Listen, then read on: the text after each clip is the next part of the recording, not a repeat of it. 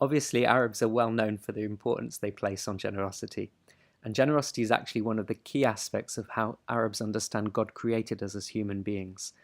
We know the meaning of generosity varies from culture to culture, so Lisan al-Arab, the most popular dictionary in the Arab world, is a good source for exploring what generosity means, and it defines generosity as being the opposite of iniquity. And it can be found in a man even if he doesn't have any good ancestors. So we see generosity as not something we learn, but something inherently given to us by God as human beings. And of 200 people surveyed around the Arab world as part of this research, 90% completely agreed with generosity as foundational to Arabic culture. Arabs also understand generosity to be reciprocal. So in Lisan al-Arab it says, becoming accustomed to receiving generosity is beautiful, but you will not see another person's generosity unless you are both generous. And then the famous Arabic proverb, be generous to a generous person and you'll win them. Be generous to a selfish person and they'll rebel or turn against you. So we see that good people know to give as well as to return generosity. But how does this reciprocal generosity occur between people with unequal resources and social standing? Well, Arabs talk about this by using the metaphor of shepherding, where a shepherd cares for his flock and in response, his flock follow him. To look at it in more detail, they would say the shepherd pastors the flock or shepherds the flock. He feeds them, leads them, guarantees their safety, inspects, guides, and reassures them, who in return give him al-ihtiram, which is a rich word meaning honor and respect, al-intima, allegiance, and then they follow, obey, and thank him.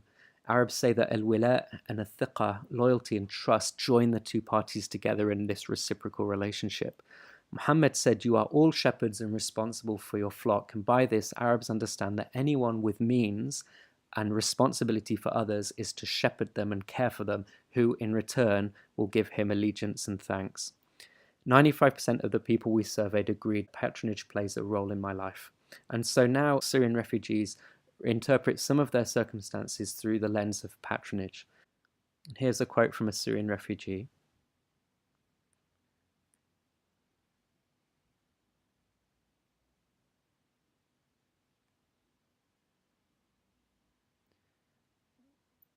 Ezekiel 34 contains speech where God speaks of the leaders of the people of God as bad shepherds who only care for themselves and who've used their flock for their own selfish benefit. He says, should not shepherds take care of the flock? In verse 1. They have not fed their sheep, not cared for the weak and injured, nor rescued those who are lost, but instead have harshly ruled over them. The sovereign Lord promises himself that he will come as a shepherd to save these sheep in verse 11 to 16.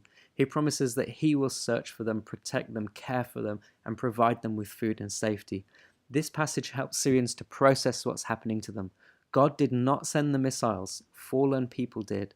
God is instead seeking them and wants to protect them and lead them in the midst of all these terrible troubles. Then in John 10, Jesus uses the shepherd and flock motif and speaks of himself as the shepherd who seeks out his sheep, leads them and cares for them, who in return listen to his voice and follow him. The parable uses the same metaphor as Arabs use, as well as the very similar language and expressions for the shepherding relationship.